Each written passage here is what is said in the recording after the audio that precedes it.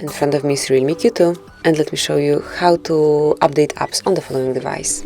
So open your Play Store at first, then tap on the More icon and select My Apps and Games. Here under Updates you will find all applications that can be updated right now, so you can either update one particular application by tapping on Update right next to its icon, or you can update all apps at once by tapping on Update All. And meanwhile you can use your device in a normal way. It will be done in the background, so do not worry. Then if you will open Play Store again, you will be able to observe the progress. So at first all apps will be downloaded, the latest versions of your apps, and then installed.